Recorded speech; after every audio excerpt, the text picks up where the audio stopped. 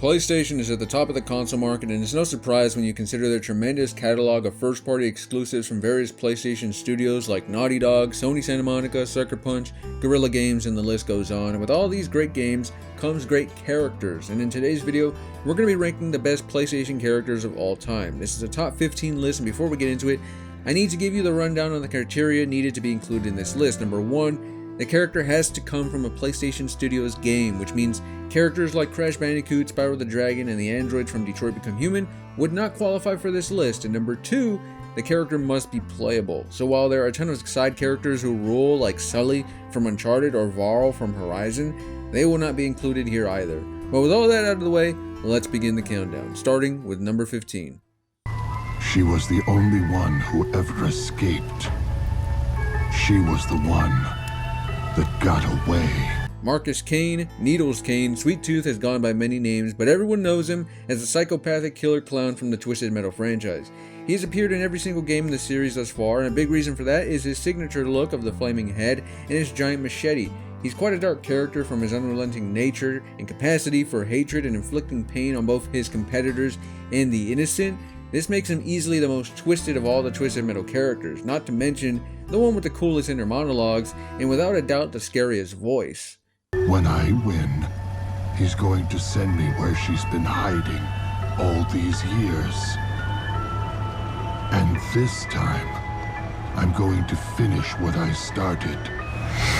So with all that said, and considering how long the character has existed and endured a healthy popularity amongst PlayStation fans, he is more than deserving of a spot on the list. Number 14. Nothing lasts forever, not even the world. But we gotta keep it going as long as we can, right?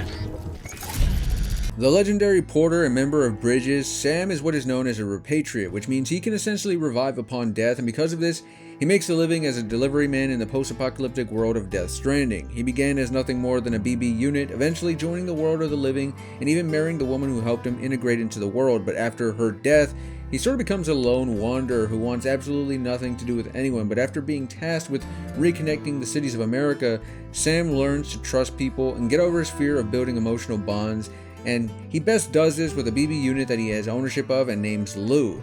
Their relationship is what makes Sam become the ultimate hero he decides to be by the end of Death Stranding, and all of this is sold well with a top-notch performance by Norman Reedus. He really fits this character, and this gives us a formidable character to add to the list. Oh, and also, he's a silly guy.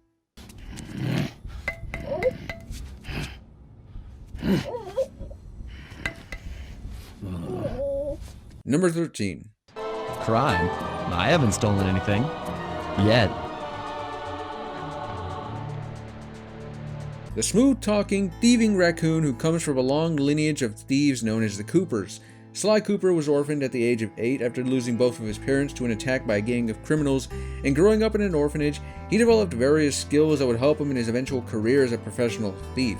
It's also there where he would meet his best friends, Murray and Bentley, and together, they would go on to complete countless missions together where Sly would eventually live up to his family name and potential of becoming one of the world's greatest thieves, all while maintaining a sass and dry wittiness about him that makes him one of the more funny, endearing, and charismatic characters in all of PlayStation.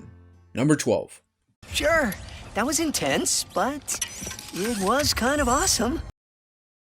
An intergalactic hero, a skilled mechanic, and one of the last remaining Lombaxes in the universe, Ratchet is no stranger to saving the day for various species and communities across the cosmos. He's the protagonist of the Ratchet & Clank series. Ratchet is streetwise, headstrong, a thrill-seeking hero who shows immense bravery and enjoys a challenge.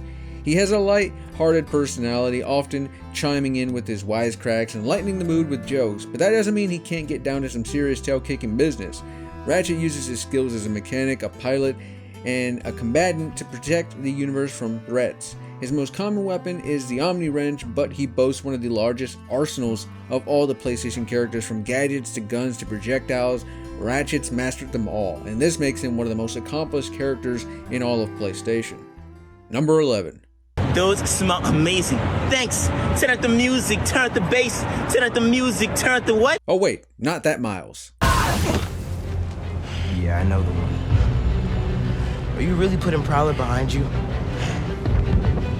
A Brooklyn native and the son of a decorated officer, Jefferson Davis, and Counselor Rio Morales, Miles is passionate, intelligent, selfless, and extremely eager. He has a strong love for science, having started inventing at an early age, as well as a passion for music, mixing hip-hop beats in his spare time. Miles is sociable, often initiating conversations with strangers in Harlem, even while struggling to fit in. Miles' eagerness to be a hero is both his strength and weakness. It propels his desire to grow and assist others, but it also makes him prone to danger. He cares deeply for those around him, which makes him a great Spider-Man, and his unique set of abilities and skills coming from the Venom powers give him some of the most cool and cinematic attacks in all of PlayStation. But what makes Miles truly such a great character in the Insomniac games is the way that he maintains a pure heart and represents all the good that the underrepresented communities of New York are capable of, and for that, Miles has more than earned his place on this list. Number 10. Oh, do you really think that I'm the demon? The demon of Empire City? The first protagonist of the infamous series, Cole began as an ordinary guy getting into trouble with the law and practicing parkour alongside his best friend Zeke. He worked a regular job as a delivery man until one of his packages exploded and imbued him with the electromagnetic and electrokinesis powers. These gave Cole the ability to channel lightning in and out of his body. Cole can use this to a variety of means, one notable example being its use in hand-to-hand combat. Cole combines martial arts while electrifying his hands to fight his enemies.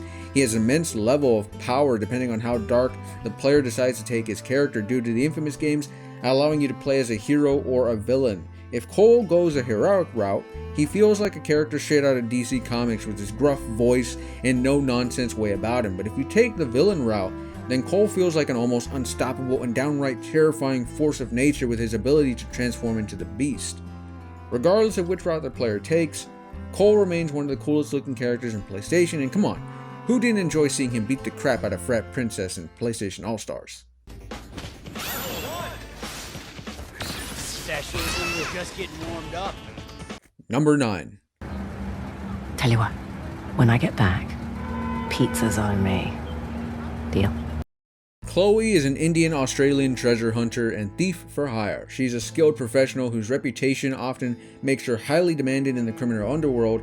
She was also an associate and major ally and a former love interest to fellow treasure hunter Nathan Drake. More on him later. She's also worked with other people such as Harry Flynn, Charlie Cutter, Nadine Ross, and Samuel Drake.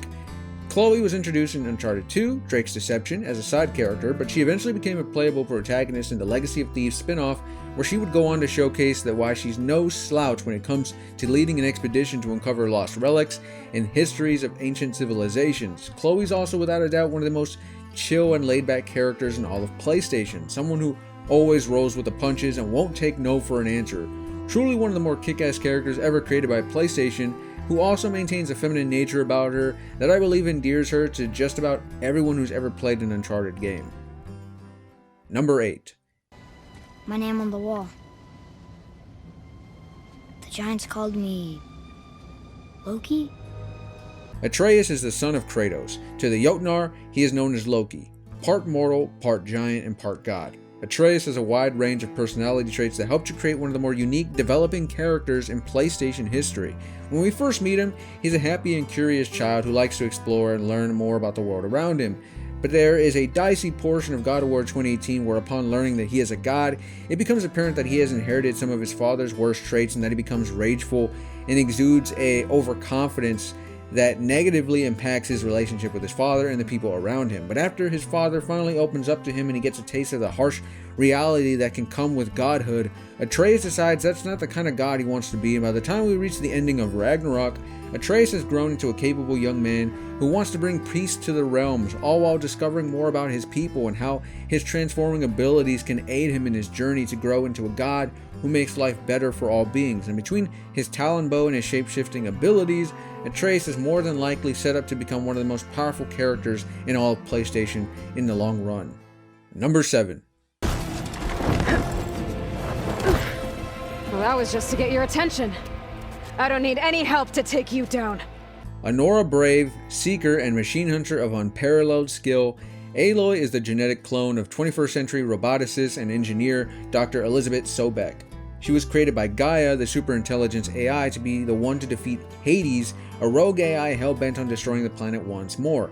Aloy finds herself in a constant fight for survival. She's in peak physical condition, having grown up as an outcast with her protective father figure Rost, and together they trained how to survive in the wilds and how to adapt and defeat all kinds of threats, be they man or machine. Aloy is a master of the bow and arrow. She's handy with traps and is exceptional at hand-to-hand combat and spear combat. She's got arguably the biggest heart in all of PlayStation, with the way that she literally goes out of her way to help out strangers and help tribes that wanted nothing to do with her in some ways. She never deters from her goals and always comes through with her promises. While she spent the majority of her games being more of a loner, she has become to open up more a bit by the end of her Forbidden West and the Burning Shores DLC. She's learning what it means to be human, and where before she felt a bit more stoic and robotic, she's been developing a nice little snark to her that really helps me gravitate to her as a lead protagonist and a great hero. Number 6. I am not your son. I am the ghost. He is a former samurai under the employ of his uncle, Lord Shimura, after losing his father in battle as a kid.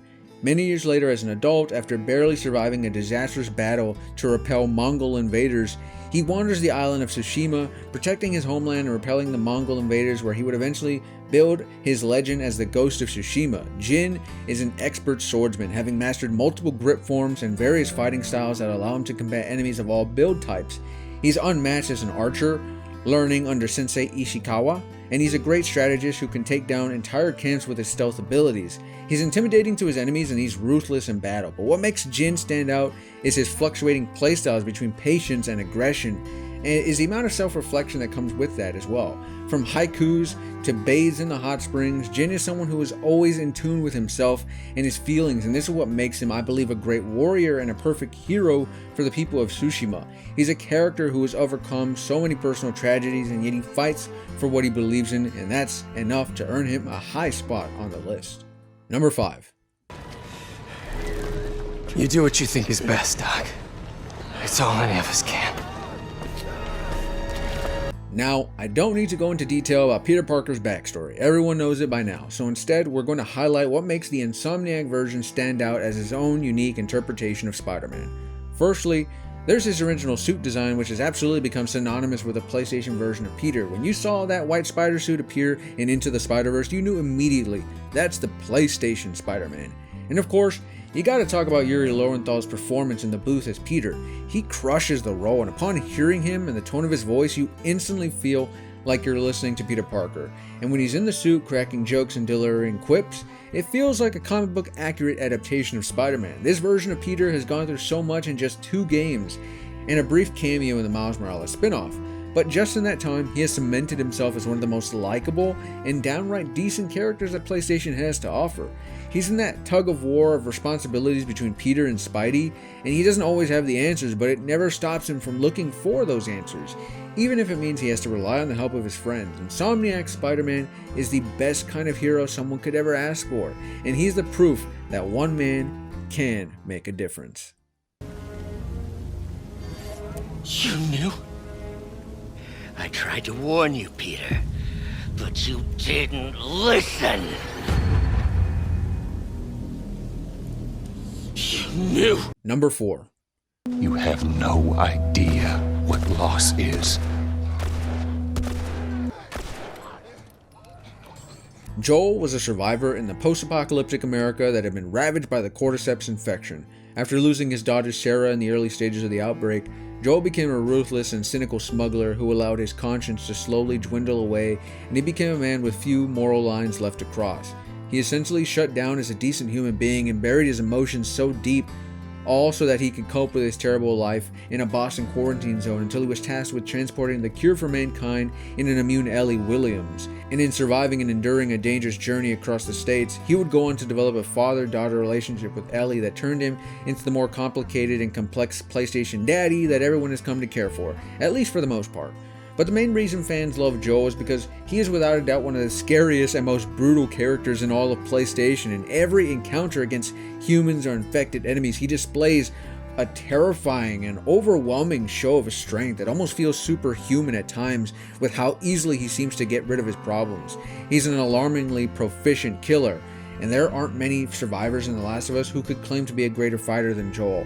So all of that, coupled with the small cracks in his mean shield where he shows his humanity again during the giraffe scene in part 1, or planning Ellie's birthday celebration in part 2, Joel is easily a tier 1 written character in PlayStation. Please. You just come after her. Number 3. Tell him that Ellie is the little girl who broke your fucking finger! Sticking with The Last of Us, we have Joel's surrogate daughter and crafty survivor Ellie Williams. She's the only known character who is immune to the cordyceps infection, and that makes her extremely unique. She's literally one out of several billion who got bit and survived. This makes her without a doubt the most important character in that universe, but as we know with the ending of part 1, she was denied the chance to save humanity and ultimately had to deal with living life as just an ordinary survivor in Jackson. When we first meet Ellie, she's considerably rash, foul-mouthed, impulsive, and temperamental, and is unfazed by the notion of using violence as a means to an end or profanity as a way of expressing how she feels. However, she manages to maintain a particular innocence as she has yet to see the darkest sides of human nature.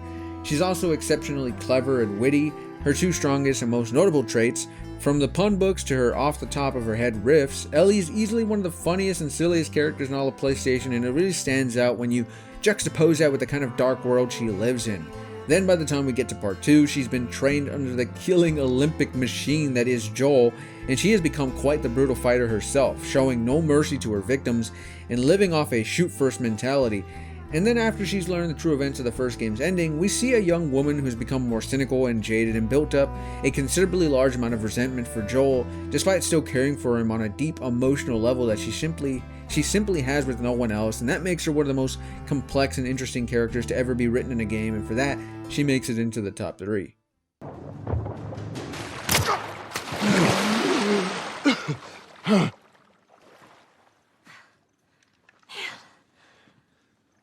I shot the hell out of that guy, huh?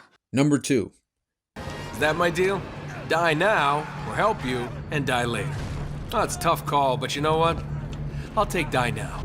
Since childhood, Nate and his older brother Sam have falsely claimed to be descended from the famous English explorer Sir Francis Drake in order to honor the research of their late mother, Cassandra Morgan. A professional treasure hunter, Nate is described as a deep-sea salvage expert and action pro, with a knack for surviving by the skin of his teeth.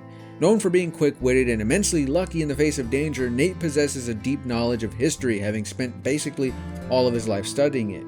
Nate is highly intelligent, and he's outwardly and genuinely an everyman type of person. His dry humor and the way he throws out jokes to sometimes hide his fear and anxieties, making him one of the more relatable characters to fans, at least on the surface. But at his core, he's still a thief, and he's more than capable of scrapping with the likes of evil henchmen, the zombie descendants of El Dorado, or nasty pricks like Rafe Adler.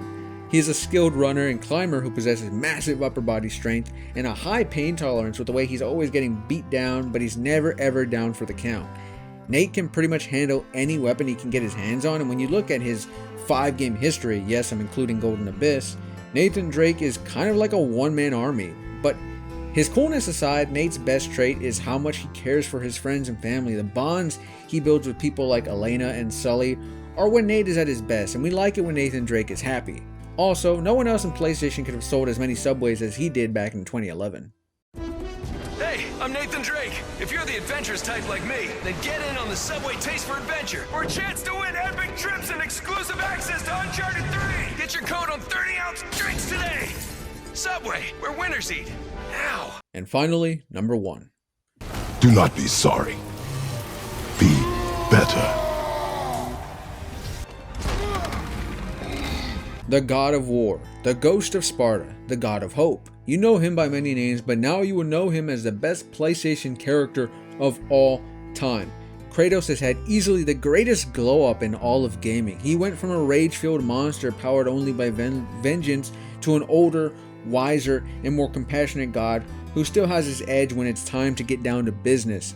And it all started in God of War 2018 and continued with both Ragnarok and Valhalla, where despite his trepidations, Kratos has really looked within himself and his past and learned from previous mistakes and prior behaviors. It's how he was able to deal with the Norse gods like Baldur, Thor, Heimdall, and Odin. It's how he was able to make reparations with someone he robbed like Freya. He became far less bloodthirsty and now only kills to protect and defend. He has always been a great warrior with the way he led the Spartan army, but now he fights for more noble causes. But perhaps the greatest accomplishment for Kratos is his redemption as a dad. Kratos wears the ashes of his daughter and first wife, both of whom he was tricked into killing, and hey, he has more than stepped up with the job he's done in raising Atreus on his own. He has grown into a great father who has taught his son how to become a god who actually uses their power for good instead of the self-indulgent badness of gods like Odin. Sony Santa Monica can't be thanked enough for how they used one of the most vicious and honestly sort of one-note characters into a shining example of what it means to display masculinity in a positive light, where yes, Kratos is the manliest of men, or gods of gods, but he's also capable of inner reflection and working on himself to be better for himself and the people around him that he cares about. The man literally went from being too scared to touch his own son to full on trusting his own son to make his own decisions and figure his own life out, because if you truly love someone, you will let them go, and that's what Kratos does. Loki will go. Atreus remains.